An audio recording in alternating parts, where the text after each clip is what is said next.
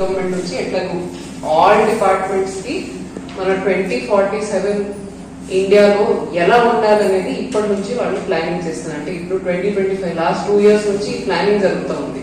దాంట్లో కూడా ముఖ్యంగా ఈ రోజు ఉద్దేశం ఏంటంటే ఈ వర్క్ షాప్ అయిన తర్వాత we want a fruitful discussion that 2047 లో మన కంట్రీ డెవలప్ అవ్వాలంటే దానికి ఎడ్యుకేషన్ సిస్టమ్ నుంచి మనం ఏం ఇంప్రూవ్మెంట్స్ తీసుకురావాలనేది అదే ఉద్దేశం. ఇప్పుడు మీరు అందరూ you have practical field experience.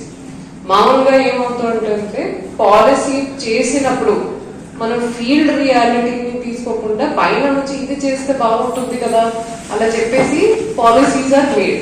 కానీ ఈ policy we're trying to improve it, we're trying to get మీ ఎక్స్పీరియన్స్ ఒక 15 years, 20 years, 25 years you have all work. So మీ ఎక్స్పీరియన్స్ లో మన ఎడ్యుకేషన్ డిపార్ట్మెంట్ ని నిజంగా అసలు ఇంప్రూవ్ చేయాలంటే ఎట్లా?